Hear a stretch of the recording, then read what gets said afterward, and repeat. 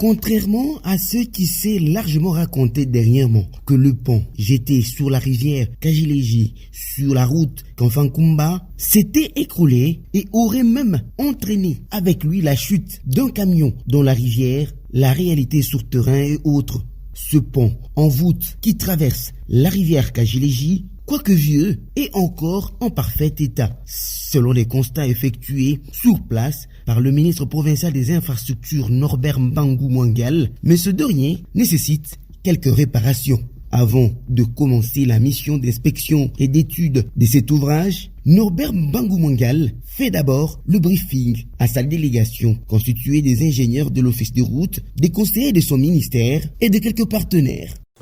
Parce que quand je vois les piles là, Oui. les piles, d'abord non seulement ils tiennent bien debout, mais ils ont aussi la section qu'il faut. Tout est clair, la population doit être fixée. La chose la plus importante, c'est la récolte des informations. Nous avons besoin de beaucoup d'informations parce que comme vous voyez, il est question de sauver un ouvrage. L'ouvrage que nous allons sauver, c'est un pont. Le pont, c'est un ouvrage complexe. Après cette visite, nous aurons encore des séances de travail pour valider le plan afin que nous puissions donner le feu vert pour commencer les travaux.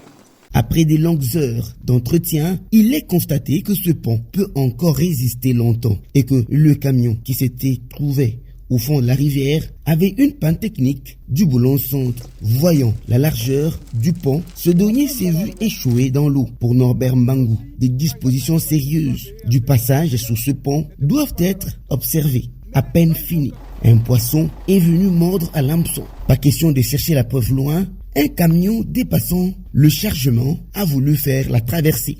Et vite, grâce à la présence de l'autorité, ce dernier a fait marche arrière. La délégation du ministre rentre à Kolwezi pour faire son rapport à l'autorité provinciale Richard Miege-Manguez-Mons, bien avant les débuts des travaux. Et quant aux autres arbres qui donnent l'impression de soutenir les ponts, rien d'important. Ce sont juste des pièges de poissons mis en place par des pêcheurs habitant les villages avoisinant les ponts. La population reste donc fixée quant à ce